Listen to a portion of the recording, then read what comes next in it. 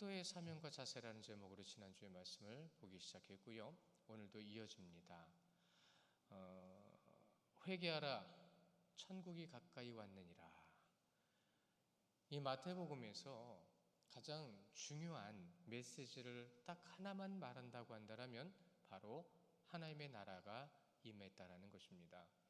하나님의 나라가 임했다라고 한다면 우리는 무엇을 해야 할까요? 우리는 어떻게 해야 할까요? 먼저는 유대인에게요, 그리고 헬라인에게라라고 이 로마서 1장 16절에 말씀하신 것처럼 그 말씀은 또한 무슨 뜻일까요? 사도를 통해서 전해주신 말씀, 많은 곳에 전해졌습니다. 전해지고 또 후로 전해지며 여기까지 왔습니다. 현대 교회에 이 말씀을 그대로 적용해 보면 이렇게도 해석할 수가 있어요. 복음을 듣는 자 가운데 교회가 세워지고 복음을 듣지 않는 자들에게는 교회가 세워지지 않았다라는 거죠. 그런데 그것이 어디로요? 이방인에게로 흘러갔습니다. 무엇 때문에요? 듣지 않아서요. 하나님은 정확하게 유대인과 이방인을 나누신 적은 없어요. 구별하신 적은 있으시고요. 구분하실 수밖에 없었어요. 무엇 때문에요? 인간의 죄 때문에요. 분명히 오늘 말씀에도 증거라는 말이 한번 나옵니다. 우리가 하나님의 말씀 들을 때마다 무섭게 들을 줄 알아야 돼요. 나는 지금 말씀을 듣고 있는가? 아니면 나는 지금 말씀을 듣지 않고 내 생각을 듣고 있는가? 자, 이렇게 말씀드렸습니다. 내 생각을 듣고 있는가? 이 말씀도 중요합니다. 중간에 꼭 확인하시기 바랍니다. 세상 권력의 눈이면 유대인들은요, 결국 하늘을 바라보는 눈도 멀어버렸어요. 권력의 눈이 멀었으니 하늘을 볼 수가 없죠. 그렇게 그들에게는 구원의 길이 막혔고 오히려 멸시당하고 천대시 여기고 낮은 곳에 있는 자들, 그렇죠? 병약한 자들은 누구를 바라봤죠? 진짜 인간이 바라봐야 될 것이 무엇이며 누구인지를 그들은 알았기 때문에 주님을 바라보고 주의 말씀을 믿었습니다. 그리고 그들은 구원의 길로 나갔습니다. 우리가 잘 알고 있는 것처럼 우리나라에는 세계가 놀랄 만한 엄청난 부흥의 역사를 이루었습니다. 아니요, 이루게 하셨습니다. 1907년에 평양 대부흥운동은 세계가 놀랐어요. 그런데 안타까운 것은 똘똘 뭉쳤죠. 그 똘똘 뭉친 평양의 대부흥운동을 하나님께서는 흩으셨어요. 우리가 잘 아는 것처럼 예루살렘이 멸망할 수 없을 거라고 하는 예루살렘이 멸망을 했고 유대인들은 흩어져서 디아스포라 유대인이라고 하는 흩어진 유대인이라는 이름이 그들에게 붙여졌죠. 우리나라의 6.25 전쟁을 통해서 무슨 일이 벌어졌죠? 그 북한에 있는 많은 사람들이 남한으로 내려왔습니다. 흩어졌어요. 흩어진 그들의 신앙이 무엇을 이루었죠? 이 땅에 전쟁이 끝나고 나서 세상이 흉내내지 못하는, 어떤 나라도 흉내내지 못하는 부흥의 역사를 이루었습니다. 거기서 끝났나요? 이런저런 일들로 자기 욕심을 채우거나 자기 상처를 끌어안고 외국으로 떠난 이들, 또한 먹고 살겠다고 떠난 이들은 오히려 그곳에 가서 많은 교회를 더 세우게 됐고 세계에는 없었던 수요 예배와 새벽 예배와 금요 기도회를 그들은 하기 시작했어요. 놀라운 부흥이죠. 복음의 전환 역사는 놀라운 것이죠. 그러나 세상은 이해하지 못합니다. 전쟁으로 인해서, 핍박으로 인해서. 그러나 우리는 압니다. 하나님의 놀라운 역사가 무엇인지를 알고 알아가고 있습니다. 우리가 정말로 하나님을 안다고 한다면 하나님이 하시는 일들을 경험해야죠. 어리석고 연약한 우리의 모습을 들어쓰시는 하나님께서요, 놀라운 당신의 뜻을 나타내는 것을 우리는 섭리라고 말합니다. 우리가 보기에는 아니잖아요. 안 될 것 같잖아요. 부족하고 우리는 어떻게 할 수 없을 것 같잖아요. 그러나 하나님은 이루고 계시는 줄 믿으시기 바랍니다. 여러분의 믿음을 통하여 이루실 줄 믿습니다. 여러분의 그 귀한 손길이 주님이 기뻐하시는 손길이기 때문이죠. 십자가 앞으로 나아가 하나님의 섭리를 경험하시겠습니까? 그때처럼 그냥 세상에 편승하여 그렇게 사시겠습니까? 하나님의 섭리를 경험한다라는 건 여러분 쉬운 건 아니에요. 선택의 문제죠. 무엇을 선택할 것인가? 보세요. 끊임없이 변함없이 나타나는 현상 중에 하나가 이런 겁니다. 항상 악은 선을 괴롭혔어요. 항상 발목을 잡으려고 그랬고 넘어뜨리려고 합니다. 그러나 선은요, 항상 눈물로 무릎 꿇었습니다. 주님은 저항하지 않으셨어요. 아닌 것은 아닌 거다라고 분명히 말씀하셨지만 틀린 것은 틀렸다라고 분명히 말씀하셨어요. 오히려 저주까지도 말씀하셨습니다. 그런데 우리는 정말로 그 주님의 그 모습을 얼마나 본받고 있을까요? 순종하는 자들은 항상 탄압과 순교까지 이르는 것을 우리는 봤잖아요. 알고 있잖아요. 지금도 이루어지고 있잖아요. 성도의 사명, 성도의 자세라고 그랬습니다. 교회를 통해서 지금까지 전해주셨고 앞으로도 전하실 거예요. 그러면 앞으로는 그게 누구의 몫이죠? 바로 내 몫입니다. 바로 우리의 몫이에요. 우리가 그것을 전하기 위해서 지난주에 무엇을 말씀하셨죠?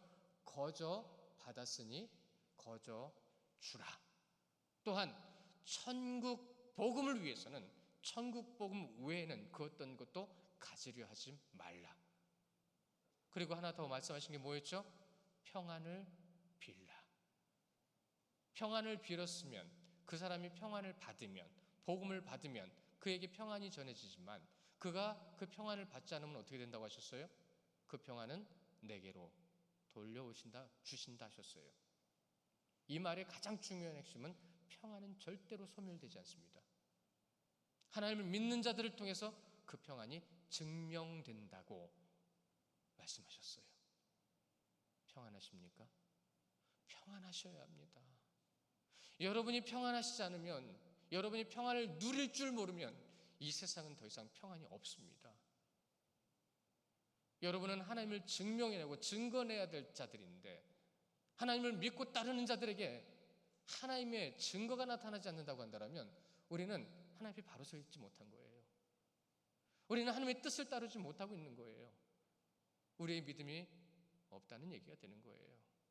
하나님이 있을 줄 믿습니다. 믿으셔야 합니다. 제자들은요, 예수님을 따랐죠. 그분이 가르치시는 걸 들었죠. 알게 됐고 깨달았죠. 그리고 따라다니려고 했습니다. 그 따라다니려고 했던 그 제자들이 이제는 주님의 이름과 주님의 부르신 가운데에 사도로서 쓰임받게 돼요. 사도가 누구예요? 여러분, 사도는 특별한 겁니다. 주님께서 특별히 택하신 12명이었어요. 그 택하신 자들이 무엇을 했죠? 한 명을 빼놓고는 다 순종했습니다. 그 한 명이 내가 되지 말아야 됩니다. 이건 무서운 말이죠. 사도성이라는 것. 요즘 사도성 계속 말씀드리고 있어요. 우리는 사도는 아니에요. 그러나 사도가 우리에게 전해준 그 말씀, 예수님께서 전하게 하신 그 말씀을 그들을 통하여 우리에게 지금 듣게 하셨고 그 말씀대로 서게 하셨는데 여러분 간단하게 표현하면 이런 겁니다. 사도들은 나가서 선포하면 죽은 자가 살아났어요. 그들에게 복음을 전하면 능력이 나타났어요. 근데 우리는 선포한다고 해서 권능이 나타나지 않아요. 죽은 자가 살아나지 않아요. 그러나 우리에게는 무엇을 말씀하셨냐면 무엇을 맡기셨냐면 이런 겁니다. 그들을 통해서 우리에게 주신 그 믿음을 통해서 성령께서 일하시게 하라. 통로인 겁니다. 통로. 여러분의 믿음의 선포와 여러분의 믿음의 삶이 하나님의 놀라운 역사를 나타내게 하시는 줄 믿으시기 바랍니다. 그런데 그 능력을 얼마나 경험하셨냐는 거죠. 교회는요, 예수님의 권능을 나타내게 하는 곳입니다. 우리가 나타내는 게 아니에요. 우리는 믿음으로 그것이 나타내게 하도록 쓰임받는 거예요. 이러한 분명한 교리와 신학적인 지혜와 이해가 지식이 없다 보니까 이단들이 엉뚱한 소리를 하는 거예요. 가만 들어보시면요, 조금만 생각을 바꿔서 들어보시면 중심이 사람에게 있습니다. 그게 이단이에요. 이거 꼭 기억하셔야 됩니다. 절대적으로 그 어떤 이름도 하나님 앞에 주시지 않았어요. 오직 예수 그리스도. 우리는 이것을 정말 잊지 말아야 합니다. 우리 16절에 뭐라고 말씀하셨어요? 16절에 처음에 보라 내가 너희를 보냄이 양을 이리 가운데 보냄과 같도다 라고 말씀하셨어요. 어디로 보내는 거예요? 이리 같은 이들에게 보내는 거예요. 누구를요? 양을 보내시는 거예요. 성경에 아주 중요한 메시지가 나올 때마다 보라 라고 하는 이두라는 말이 나오죠. 굉장히 중요한 메시지라는 뜻입니다. 보라, 무엇을 봐야 되는 거죠? 무엇을 보고 무엇을 알아야 되는 거죠? 오늘 말씀에 보면 말씀대로 읽어 나가다 보면 보라, 너희들을 그곳으로 보내는데 어디로 보낸다고요? 핍박과 박해가 있는 이리가 있는 곳, 이리 같은 곳으로 보낸다고요. 그러나 핵심은 거기에 있지 않아요. 말씀을 듣고 보고 이러한 것이 어디에 있다고요? 너희들에게 있다고요. 이리 가운데 있는 게 아니라 양에게 있다는 뜻입니다. 성도에게 있다는 뜻이에요. 그런데 여기서 잠깐 신학적 의미 하나만 잠깐 짚고 넘어가면 이런 거예요. 교회 안에도 이리가 있다는 얘기예요. 너희가 가는 곳은 어디예요? 여러분, 예수님의 사도들은 회당과 공회로 먼저 갔습니다. 근데 회당과 공회에 누가 있다는 얘기예요? 이리가 있다는 얘기예요. 그것을 지금 우리 이 현대교회로 적용시키면 그런 거죠. 교회에도 이리가 있도다. 이렇게 질문하면 이상한 질문인데 여러분 일이십니까? 양이십니까? 우린 양이죠. 주님을 믿으니까요. 근데 어느 순간에 우리가 미혹이 돼가지고요. 어느 순간에 그 숲과 내가 살아왔던 상황 속에서의 내 모습을 버리지 못해서 나도 모르게 사단의 계율에 넘어갈 때가 있어요. 그렇게 넘어가 버리면 무슨 일이 생기죠? 사단이 좋아하는 일들이 생깁니다. 그것이 무엇인지 우리는 알아요. 그럼에도 불구하고 그것이 어떨 때는 나도 모르게 튀어나오고 저도 그래요. 그래도 예전만큼 이제 겉으로 나오지는 않아요. 속으로는 울그락불그락 해도 많이 변했죠. 많이 달라졌죠. 많이 성화됐죠. 잊지 마십시오. 항상 깨어있으라 하셨습니다. 항상 깨어있으라. 말씀에서 확인해 볼까요? 에베소서 6장 18절 말씀 먼저 보실게요. 함께 봅니다. 시작. 모든 기도와 간구를 하되 항상 성령 안에서 기도하고 이를 위하여 깨어 구하기를 항상 힘쓰며 여러 성도를 위하여 구하라. 아멘. 여기서 여러 성도를 위해서 구하라는 건 뭐가 되는 거죠? 중보가 되는 거죠. 근데 중보는 누가 하는 거예요? 깨어있는 자가 하는 겁니다. 깨어있지 못한 자가 하는 것은 중보가 아니에요. 오히려 독이 될 수 있습니다. 우리 양육 시간에 꼭 배우거든요. 공유적 성품과 비공유적 성품 안에 주님의 주권을 인정하지 않는 기도들이 있어요. 뜻을 이루시는 것은 주님이신 줄 믿으시기 바랍니다. 내가 기도했다고 되는 게 아니에요. 나는 믿고 기도하면 그 뜻을 이루시는 분은 주님이신 거예요. 또한 누가복음 21장 36절 말씀입니다. 시작. 이러므로 너희는 장차 올 이 모든 일을 능히 피하고 인자 앞에 서도록 항상 기도하며 깨어 있으라 하시니라. 아멘. 항상 깨어 있으라. 보라 내가 너희를 보냄이라고 할 때 보는 것은 깨어 있는 자가 보는 거잖아요. 지금 누구를 보내는 거예요? 깨어 있는 자를 보내는 겁니다. 깨어 있는 자가 누구라는 거예요? 사도라는 거죠. 보내시는 분은 내가 보낸다라고 하는 주님이십니다. 주님이 부르시고 보내신 분이시죠. 그러니까 보냄받은 이들이 지금 무엇을 해야 되는 거예요? 보냄받은 자의 사역을 감당하는데 무엇을 감당하고 어떻게 감당해야 되는 겁니까?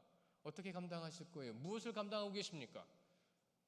여기서 깨어있다는 말이 지금 계속 중심에 있는 거예요. 어떻게 해요? 우리 말씀 전에 너무 잘하시는 말씀이에요. 우리 작년 말씀이기도 했는데 시편 119편 105절입니다. 아시는 분들도 우리 큰 목소리로 시작. 주의 말씀은 내 발의 등이 내 길의 빛이니이다. 아멘. 주의 말씀만이 내가 나가야 할 길을 비춰주시고 주의 말씀만이 내가 감당해야 될 것과 내가 섬겨야 될 것을 깨닫게 하신다라고 말씀하십니다. 깨어있지 않으면 어둠이에요. 바라보지 않으면 볼 수 없는데 빛이 없으면 볼 수 없습니다. 그런데 그 바라봄과 우리가 나가야 할 길을 비춰주시고 알게 하시는 분은 오직 누구시라고요? 무엇이라고요? 주의 말씀뿐이라는 거죠. 그런데 어떻게 말씀을 안 보고 살죠? 그런데 어떻게 말씀을 묵상하지 않고 깨닫지 못하는 삶을 살아가죠? 119편 105절 말씀 꼭 기억하셔요.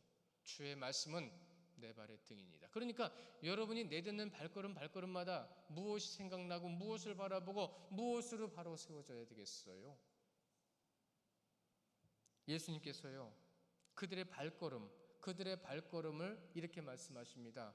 보라, 양을 이리 가운데 보냄과 같도다.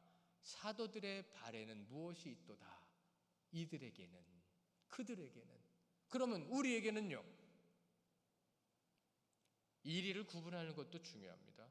분별할 줄 알아야 돼요. 이리가 우리를 공격하고 있어서 내 마음에 이리와 같은 것들이 있는지도 분별할 수 있어야 됩니다. 우리는 그것을 많이 알아가죠. 악한 자는요, 선을 항상 공격한다고 그랬잖아요. 우리 안에서도 그러한 분쟁은 끊임없이 일어나고 있는 거 우리 알잖아요. 그렇게 살짝 건드려 놓고요, 예전에 죄의 습성을 드러내게 만드는 겁니다. 여러분 안에 있는 악한 것들을 드러내게 만드는 거예요. 그런데 우리는 무방비 상태로 그것을 드러낼 때가 있어요. 사람 중심이 아니라고 그랬습니다. 우리는 사람을 바라보는 것이 아니라고 그랬습니다. 성경에서 양은 이스라엘을 뜻합니다. 또한 이리는요, 이방 민족을 뜻합니다. 그런데 이 이스라엘과 이방 민족은 무엇을 의미하는 거죠? 하나님의 백성과 하나님의 백성의 안위를 뜻하는 거죠. 그것을 성경은 하나님의 지혜를 통하여 우리에게 알려주시는데, 그 알려주시는 성경의 역사를 보면 항상 그 둘의 전쟁과 다툼이잖아요. 그것이 지금도 이어지고 있잖아요. 그래서 선과 악의 싸움이라고 하면서 이것은 영과 육의 전쟁이라고 그랬습니다. 그런데 이 영과 육의 전쟁을 아브라함 때 주님께서 분명히 알려주신 뜻이 있었어요. 무엇으로 어떻게 알려주셨죠? 말씀에 믿지 못하여 육신의 자녀를 낳았죠. 그러나 하나님의 말씀을 믿고 그 말씀대로 행하시는 주님의 선하신 뜻으로 인하여 말씀의 자녀가 태어났죠. 그 둘이 태어나서 무슨 일이 벌어졌죠? 계속 이스마엘은 이삭을 공격했습니다. 무시하고 괴롭히고. 육신의 자녀가 하는 짓은 그런 거였어요. 근데 이렇게 말씀하셨죠. 이 둘의 전쟁은 끝이 없을 거라고요. 그러니까 우리는 지금 무엇을 하고 있는 겁니까? 여러분, 세상 사람들도 은근히 알고 있지만 많은 신학자들이 항상 말하는 것 중에 하나가 뭐냐면, 이 땅에 종말의 때의 진짜 전쟁은 종교 전쟁이라고 그랬어요. 여러분들이 얼마나 알고 계신지는 모르겠지만 이것을 사실상 많이 부각시키는 것이 좋은 건 아니지만 알고 있어 기도해야 될 필요는 있기에, 여러분, 인도에서요, 몇 년 전에 한 교회가 한꺼번에 순교당한 적이 있어요. 인도에서만 그런 게 아닙니다. 지금도 이슬람권 안에서 목숨 걸고 세례받는 이들이 있습니다. 한 선교사님이 그러셨어요. 아이가 16살 난 아이가 세례를 받으려고 하는데, 그들은 이슬람권에 살기 때문에 개종을 하면 죽음을 뜻하거든요. 근데 개종을 했어요. 근데 개종을 해서 세례를 받아야 되는데, 이 세례의 의미를 정말로 거기는 중요하게 생각할 수밖에 없는 게 뭐냐면, 이 순간 강을 건너가는 거거든요. 우리는 흔히 말하는 것처럼 요단강을 건너가는 겁니다. 그럼 무엇을 뜻하는 거라고요? 죽음을 뜻하는 거라고요. 그 친족이 와서 죽여도 할 말이 없어요. 나라에서도 벌을 하지 않아요. 죄를 묻지 않아요. 개종을 했기 때문에. 그 아이가 세례를 받는 순간 벌벌벌 떠는데, 이 선교사님이 그러셨다는 거죠. 아이야, 두려우냐? 좀 더 있다 세례 받자. 근데 그 아이가 벌벌 떨면서 그 자리에서 움직이질 않는 거예요. 이 세례는 내가 받아야 되겠는데 현실은 너무 두려운 거예요. 왜요? 죽임당하는 걸 봤거든요. 교회에 성도된 표를 받는 그 자체가 그때부터는 그리스도인으로 살아가겠다고 하는 약속인데 그 약속을 지키려고 하는 그의 마음에 두려움이 옮기 시작한 거예요. 우리는 세례받는 게 너무나도 어떠십니까? 어떻게 받으셨습니까? 그 세례받은 표를 지금 어떻게 증명해내고 계십니까? 말씀의 자식과 육신의 자식의 싸움은 계속될 거라고 하셨어요. 우리 말씀 에베소서 6장 12절 말씀 같이 보실까요? 함께 봅니다. 시작. 우리의 씨름은 혈과 육을 상대하는 것이 아니요 통치자들과 권세들과 이 어둠의 세상 주관자들과 하늘에 있는 악의 영들의 상대함이라. 아멘. 무슨 싸움이에요? 영적 전투입니다. 마음에 무엇을 선택하실 것인가?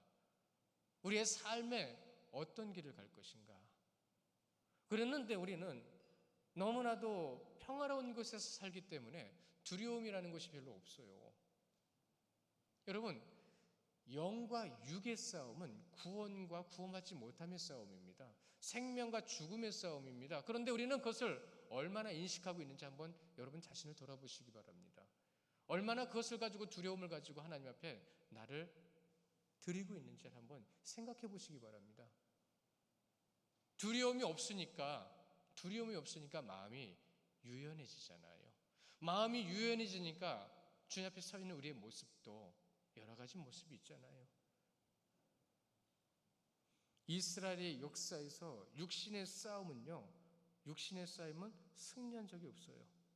그러나 하나님께 맡기며 기도하여 나간 싸움 중에서는 하나님이 모두가 승리하게 해주셨습니다. 여러분의 마음에 삶에 주님의 뜻을 따라 승리하는 삶으로 채워지기를 축원합니다. 승리하셔야 돼요. 혈기로 살아가는 게 아닙니다. 육으로 살아가는 게 아니에요. 우리는 정말로 하나님을 믿고 의지하면서 멸망의 자리가 아닌 믿음과 승리의 자리에 서는 거예요. 우리는 성령의 전신갑주를 알고 있죠. 우리 수요예배 때는 성령의 전신갑주에 대해서 나름대로 조금 더 깊이 들어간 부분이 있어요. 성령의 전신갑주가 뭐죠? 진리의 허리띠, 몸을 추스리고, 그리고 의의 호심경, 가슴을 가리면서 이 중심에 주님의 의가 있고, 그리고 복음의 평안의 신을 신고요 주님께로 나아가는 길은 평안해야 되잖아요.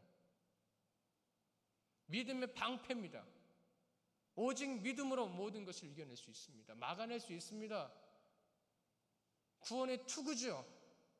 오직 구원만이 우리를 이끌어 가시는데, 그렇죠? 오직 구원만이 나의 삶을 온전히 이끌어갈 수 있는데 모두가 방어지요. 그러나 단 하나, 오직 예수 그리스도의 이름으로 명하라 말씀하신 말씀처럼 성령의 검, 하나님의 말씀으로 승리하시는 성도님들 되시길 축원합니다. 성령의 검. 뒤돌아설 수 없어요. 뒤돌아서서는 안 돼요. 등을 보호하는 장비는 없거든요. 뒤돌아서면 죽음입니다. 우리는 이 말씀을 수요예배도 나눴어요. 여러분이 주의 말씀을 꼭 붙잡고 주님께로 나가는데 주님은 이렇게 말씀하시네요. 뱀처럼 지혜롭고 비둘기같이 순결하라고요. 여러 번 들어보셨을 겁니다. 많은 해석도 들어보셨을 겁니다. 뱀은 사단의 상징이잖아요. 그럼에도 왜 뱀의 지혜를 말씀하시죠? 여러분, 뱀이요, 먹이를 노리는 순간과 위험에 처했을 때 몸에 또아리를 치는 것처럼 그 모습을 보고 지혜롭다라고 머리를 보호하거든요. 최종적으로는 또아리를 쳐서요, 위험할 때는요, 머리를 그 몸속에 숨깁니다. 위험할 때는요. 그것을 보고 지혜라다고도 표현을 하죠.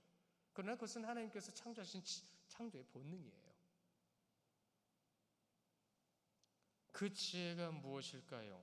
그 지혜를 오늘 또 말씀을 좀 드려야 되는데 참 해석들이 많아요.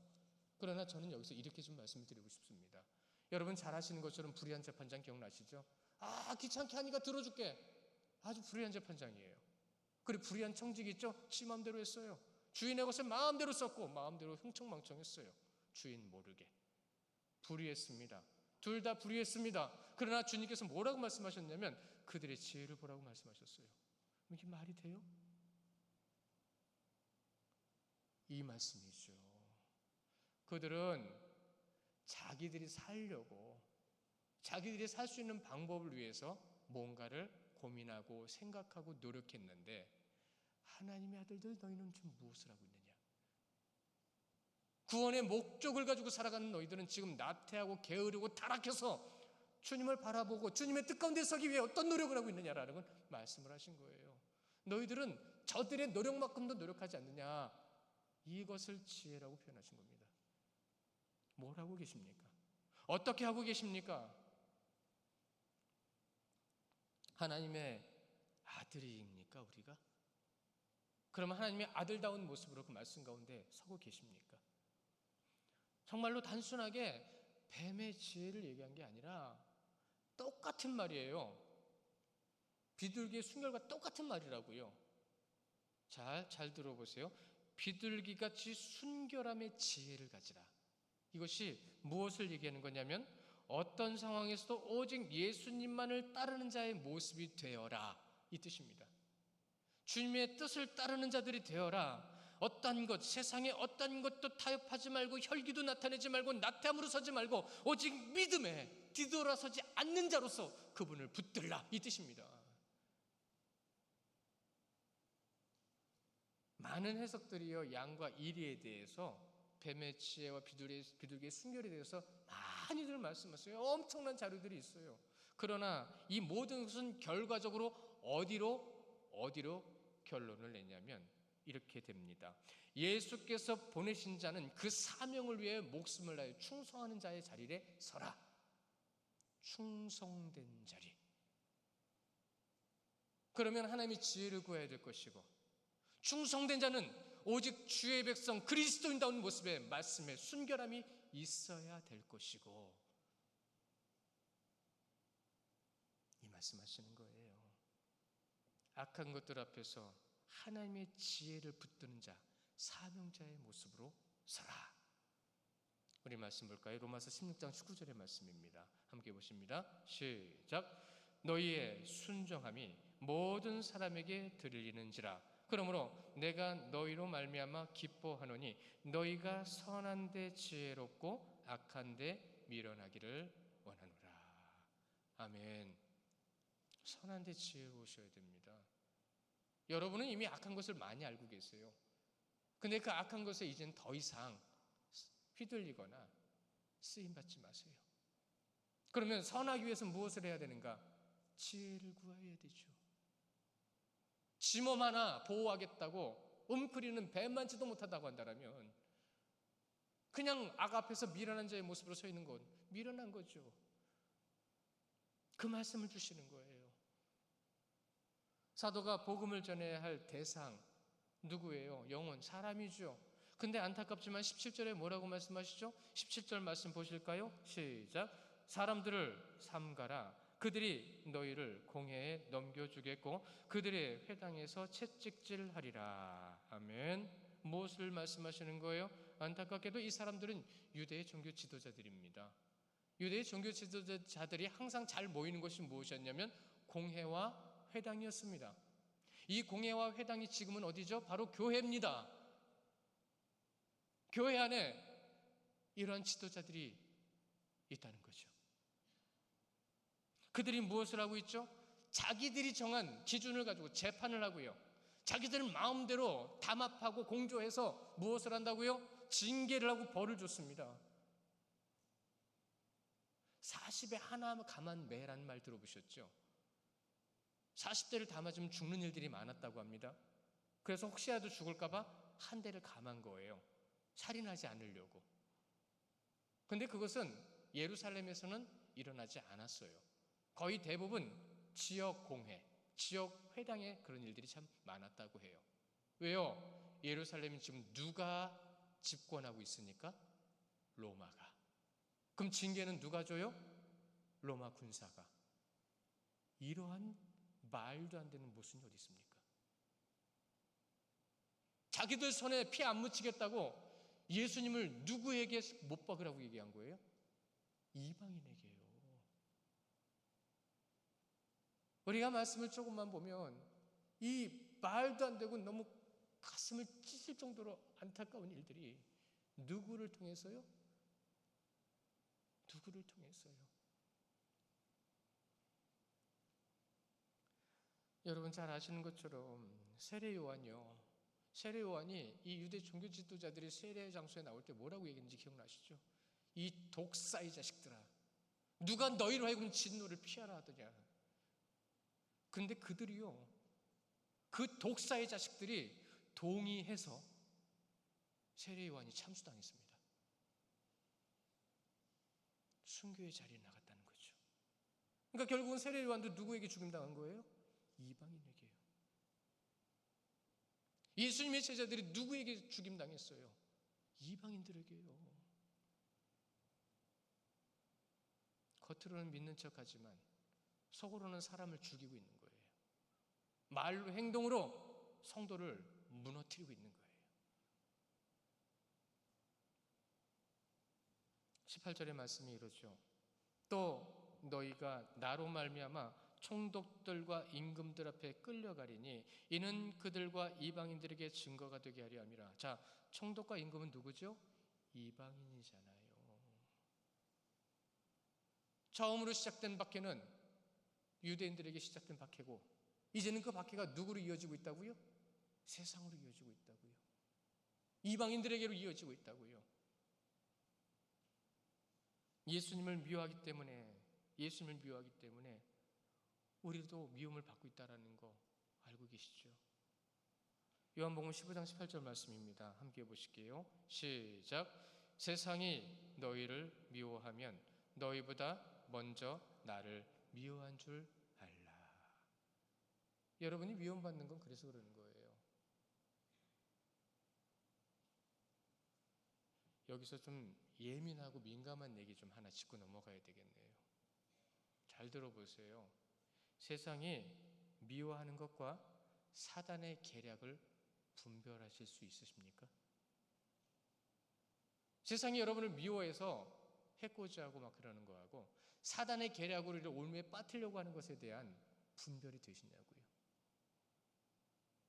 이것은 분별의 문제인데 분별하실 수 있으셔야 합니다. 잠깐만 좀 말씀을 드린 내용은 많지만 잠깐 좀 말씀을 드리면 사실 크게는 같은 내용이에요. 핍박하는 거니까.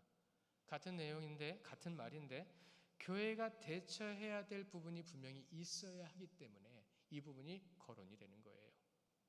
무엇이냐면 교회와 성도를 넘어뜨리기 위한 사단의 계략은 단호하게 대처해야 합니다.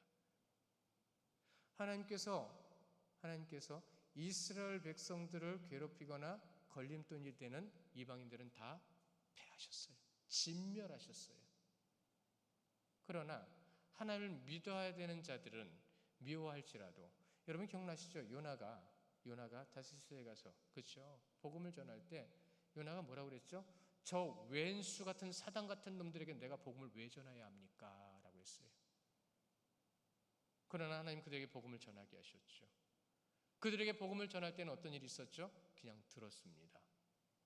사단의 계략은 어떤 일이 있냐면 이런 겁니다. 대놓고 해코지해요. 가까운 데서 볼까요? 쓰레기도 버리고 오줌도 쌉니다. 더러운 짓을 자기들 마음대로 자행한다는 거죠.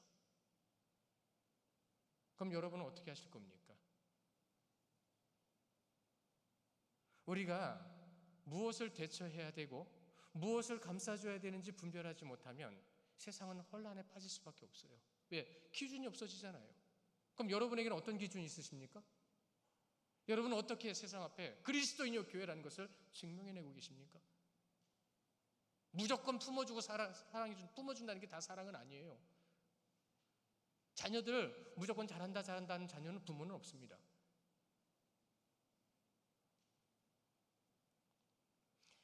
인간적으로 다 분별할 수는 없지만 하나님의 말씀과 기도의 삶은 우리로 하여금 알아가게 해주세요. 깨닫는 길로 이끌어 주신단 말입니다. 신앙의 연륜이 있고 믿음의 분량이 더해지면 더해질수록 과정이죠. 우리에겐 분명한 과정이 있어야 됩니다. 여러분은 그 과정 가운데 어느 정도까지 오셨을까요? 어느 정도 분별하고 계십니까? 사람을 삼가라 하셨잖아요. 이제는 총독과 임금들이 박해할 거다라는 말씀을 하시잖아요. 결국은 다 박해잖아요. 다 핍박이잖아요. 그 박해와 핍박 속에서 무엇을요? 사도의 사명. 이제는 그것을 교회로, 교회의 사명을 증명해낼 때 사도들은 순교했죠. 근데 우리는 어떻게 해야 돼요? 사도성이라는 말처럼 우리는 순교적 삶을 살아가는 거죠. 자기를 부인하고 날마다 제 십자가를 지고 나를 따를 것이니라. 19절에도 뭐라고 말씀하시죠? 너희를 넘겨줄 때에 이렇게 또는 무엇을 말할까 염려하지 말라. 어떻게? 무엇을 말할까 염려하지 말라. 그때 너희에게 어떻게 하신대요? 할 말을 주시니. 간단하게 말씀드리면 이런 겁니다. 여러분이 전도하려고 하면 전도가 힘들어요. 그러나 주님께 맡기고 주시는 때와 기회를 따라 최선을 다하면 주님이 하십니다. 교회 가자니까 왜 이렇게 귀찮게 해? 교회 갑시다. 나중에 예수 믿고 구원 받으세요. 나중에 정말로 주님의 사랑이 뭔지 아세요? 우리 방법으로 하면 힘들어지지만 주님의 방법은요, 평안으로 다가가야 돼요. 하나님이 내 입을 사용하시는 것을 경험해 보셨습니까? 하나님의 지혜가 여러분의 입을 통해 나오는 것을 경험해 보셨냐고요? 그거 경험하셔야 됩니다. 그것은 평안으로 나오게 되어 있습니다. 평안이 없다는 건 내가 앞섰다는 얘기예요. 그래서 간절히 하나님을 의지하고 그분을 바라볼 때 하나님께서 주시는 지혜를 경험할 수 있다는 거죠. 정말로 간절히 주의 뜻을 이루시기를 원한다라고 하는 그 믿음과 순정함을 통하여 그 평안과 그 지혜를 경험할 수 있다는 거죠. 마태복음 6장 25절입니다. 함께 보실게요. 시작. 그러므로 내가 너희에게 이르노니 목숨을 위하여 무엇을 먹을까 무엇을 마실까 무엇을 몸을 위하여 무엇을 위할까 염려하지 말라. 목숨이 음식보다 중하지 아니하며 몸이 의복보다 중하지 아니하냐. 염려하지 말라 하셨습니다. 맡기라는 거죠. 누구 중심으로 하라는 거죠? 무엇이 중요하다라고 말씀하시는 거죠? 한 절 더 볼까요? 마태복음 6장 34절입니다. 시작. 그러므로 내일 일을 위하여 염려하지 말라. 내일 일은 내일이 염려할 것이요 한날의 괴로움은 그날에 족하니라. 아멘. 주님께 맡기십시오.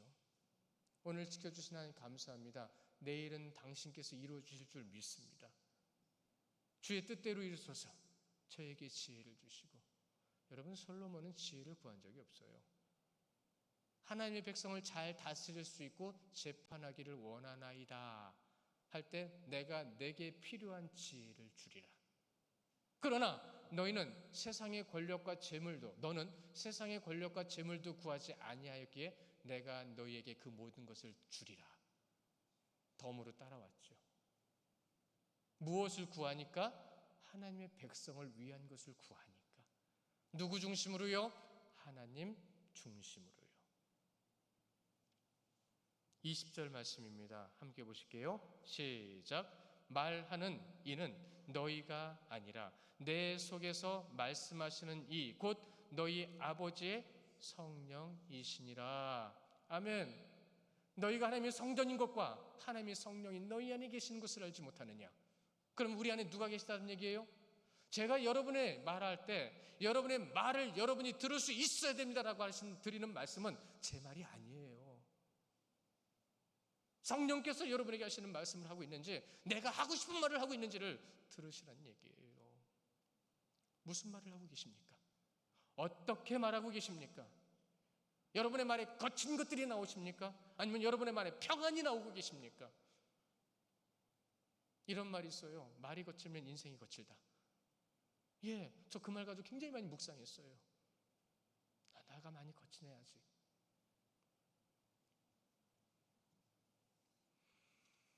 정말로 우리 마음에 모세가 그랬죠. 저더러 가라고요? 저더러 저 240만이나 되는 이등급을 이끌어 가라고요? 저는 그들을 이끌어갈 만큼 말 주변이 없어요. 저는 어눌한 사람이에요. 40년 동안 바보가 됐어요. 그랬더니 하나님께서 뭐라고 말씀하셨죠? 이렇게 말씀하셨습니다. 출애굽기 4장 11절 12절 함께 봅니다. 시작. 여호와께서 그에게 이르시되 누가 사람의 입을 지었느냐? 누가 말 못하는 자나 못 듣는 자나 눈 밝은 자나 맹인이 되게 하였느냐? 나 여호와가 아니냐? 이제 가라. 내가 내 입과 함께 있어 내 말을 가르치리라. 아멘. 보세요. 40년 동안 광야에서 훈련받아서 바보가 됐어요. 그 바보를 이제 누가 들어쓰신대요? 하나님이 들어쓰신대요. 약한 자로 강한 자를 부끄럽게 하고, 권력 있는 자를 권력 없고 연약한 자로 하여금 부끄럽게 하고, 그래서 그 입의 말을 성령께서 하시도록, 말하게 하시도록. 말씀 시작할 때 그렇게 말씀드렸죠. 교회는 성령께서 일하시게 하도록, 우리 중심이 아니에요. 신앙은 그 믿음을 주신 분이 중심이 되어야 돼요. 하나님을 아는 것은 여러분 무엇을 뜻합니까? 요한복음 14장 26절 말씀 같이 보실게요. 시작. 보혜사 곧 아버지께서 내 이름으로 보내신 성령, 그가 너희에게 모든 것을 가르치고 내가 너희에게 말한 모든 것을 생각나게 하리라. 아멘. 말씀을 많이 보지 않으면, 하나님을 알지 못하면 이렇게 못해요. 그래서 말씀 보는 삶, 동행하는 삶, 기도하는 삶, 순종하는 삶, 성령의 전신갑주를 입은 삶을 사셔야 되는 거예요. 하나님이 어떤 분이신지 알고 믿는 것, 하나님이 어떤 분이신지 깨닫는 방법은 그거밖에 없어요. 그거 위에는 없어요. 그 어떤 사람 중에도 이름을 주신 적이 없다고 말씀하셨어요. 오직 주의 말씀을 듣고 그 말씀을 통해 분별하고, 분별함을 통하여, 분별하면 세 가지가 있다고 말씀을 드렸는데 그냥 여기서는 요소만 말씀드릴게요. 경건과 신앙의 신중함과 하나님의 자비만이 우리를 분별하게 해주세요. 그 분별함을 통해서 영적인 눈이 띄어지면 영적인 눈을 뜨고 주님의 합당한 열매를 맺을 수 있다는 것입니다. 그 합당한 열매를 통하여 모든 일상에서요, 그것을 나타내야 되는데, 가장 가깝게는, 우리가 일반적으로 가장 가깝게 그 분별함을 알 수 있는 방법 중에 하나가 바로 내가 지금 긍정적이냐 부정적이냐는 거예요. 하나님의 뜻은 분명히 이루십니다. 긍정이에요. 하나님이시기 때문에. 서로 돌아보아 사랑과 선행을 격려하고, 모이기를 패하는 어떤 사람들의 습관과 자지 말고 오직 권하여 그날이 다가옴을 볼수록 그렇게 하라고 하셨어요. 무엇이요? 사랑과 선행으로 서로 돌아보아. 신학적인 이해가 있어서 제가 잠깐 소개시켜 드릴게요. 우리는 어려움에 처했을 때 무엇을 말할 것인가를 염려할 것이 아니라 지혜의 영이신 성령께서 적절한 대답을 주시기를 기도하며, 또한 평소에 내가 성령을 의지하여 그 의지하며 사는 사람인가를 항상 돌아보며 깨어 있어 살으라 라고 말씀하고 계세요. 그렇게 정리하고 계세요. 제가 지금까지 드린 말씀을 간단하게 정리를 해주시네요. 예수님께서 세례마실 때가 다가오면 다가올수록 뭐가 더 분명한다고 그랬죠? 뭐가 더 선명하게 드러난다고 그랬죠? 선과 악이라고 그랬습니다. 그러면 여러분 안에, 내 안에 무엇이 있을까요? 21절에 이렇게 말씀하시죠. 무서운 말이 나와요. 21절 함께 봅니다. 시작. 장차 형제가 형제를, 아버지가 자식을 죽는 데 내주며 자식들이 부모를 대적하여 죽게 하리라. 아멘. 아멘 하고 싶지 않지만 이 시대에 이런 것이 드러나고 있죠. 분명히 이런 것들 때문에 우리 가슴 아파하고 있죠. 이렇게 가슴 아파하는 이 모습들 가운데에 이것이 어디 있다고요? 가정 안에 있다고요. 다른 말로 표현해 드릴게요. 가장 가까운 곳에 있다고요. 가장 가까운 곳에. 여러분 성경 보시면 37절로 가보세요. 37절 같이 보실게요. 시작. 아버지나 어머니를 나보다 더 사랑하는 자는 내게 합당하지 아니하고 아들이나 딸을 나보다 더 사랑하는 자도 내게 합당하지 아니하며. 아멘. 가족 안에서 신앙에 어떠한 핍박과 고통이 있는 거예요. 무엇 때문에요? 하나님보다 더 사랑하기 때문에. 제가 아는 권사님 한 분 중에요, 진짜 아들하고 맨날 싸워요. 나중에 시간이 지나서 알아보니까 아들과 싸우는 이유가 뭐 때문인지 아십니까? 하나님보다 그 아들을 더 사랑하니까 아들에게 이렇게 하는 겁니다. 나 좀 사랑해줘. 나 좀 사랑해줘.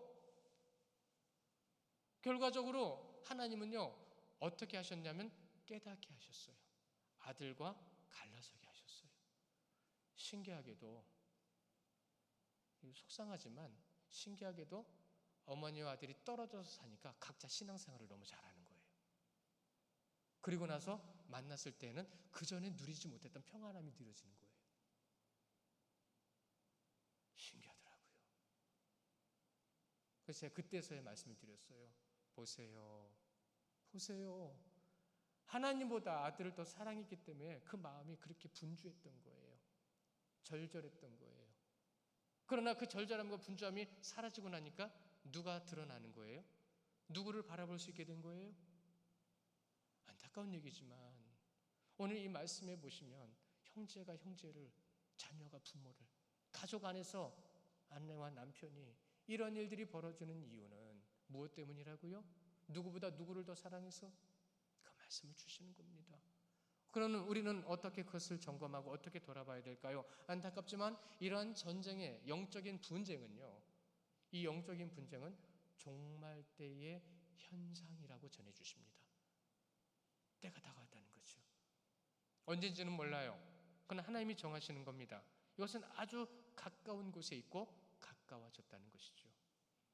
그래서 우리가 22절의 말씀 같이 보실까요? 22절 시작. 또 너희가 내 이름으로 말미암아 모든 사람에게 미움을 받을 것이나 끝까지 견디는 자는 구원을 얻으리라. 아멘. 여기에서의 미움이라는 건 신학적으로 굉장히 많은 의미가 있습니다. 나보다 하나님을 더 사랑한다고? 참, 하나님 믿는 게 그런 거야? 이것도 미움입니다. 하나님을 믿는다는 것들이 왜 그 모양이야?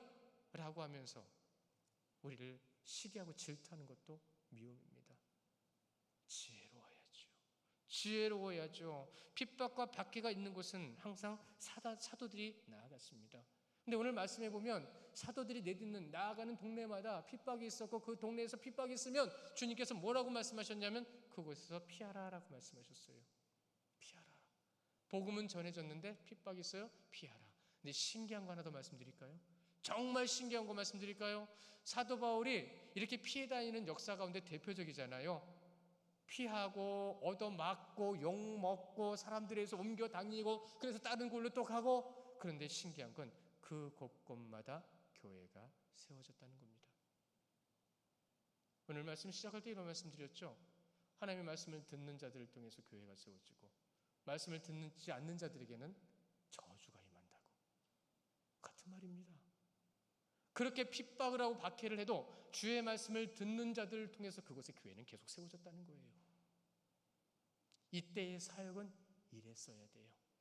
왜요? 복음을 전한 자들이 없었기 때문에. 추수할 주인에게 추수할 일꾼을 보내달라고 구하라셨잖아요. 그들이었던 거예요. 이제는 그의 사역을 누가 감당해요? 우리가 감당해요. 어디서요? 바로 이곳에서요. 너희가 하나님의 성전인 것과 그것을 감당해야 되는 거예요. 쉽습니까? 절대로 쉽지 않아요. 그러나 안 믿는 자들 있지요. 믿지 않는 자들 앞에서는 그 발에 먼지를 떨어버리라고 말씀하셨습니다. 이 먼지를 떨어버리라는 것은 저주를 의미합니다. 그들은 믿지 않는 자들이다. 더 무서운 말을 드릴까요? 그들은 구원받지 못할 자들이라. 그 말씀으로 주님께서는 분명히 말씀하신 거예요. 먼지를 떨어버리라. 사실 그 당시에 먼지 떨어버리는 거 그대의 관습이었거든요. 그러나 이것을 사도와 성도가 한다는 건 무엇을 의미한다고요? 저주를 의미한다고요. 사랑하는 성도 여러분, 모든 동네를 다니지 못하여서 인자가 오리라라고 마지막으로 말씀하셨습니다. 세상의 방해와 사단의 계략이 심해질 거다라는 의미를 전달해 주셨어요. 모두가 구원받지 못한다라는 말씀을 하셨어요. 사도들이 사명을 위해서 보여준 그 자세는, 그 사명의 자세는 지금 우리에게로 이어지고 있습니다. 예수님의 말씀대로예요. 그 말씀대로 지금 제 삶이 나타나고 있고, 양과 같이 비둘기와 지혜와 순결함으로 인하여 구원을 지금 이루고 있는 과정 가운데 있습니다. 지금도 가까운 곳으로부터 많은 핍박이 있고 다툼이 있고 분쟁이 있지만 우리에게 맡겨주신 것을 우리는 감당해야 합니다. 우리에게 맡겨주신 믿음의 자리에 그 믿음을 통하여 주님의 권능이 나타나시기를 축원합니다. 여러분 일주일의 삶 가운데 그 능력이 나타나고 그 뜻을 나타내는 삶이 되시기를 주님의 이름으로 축원합니다. 이 시간 함께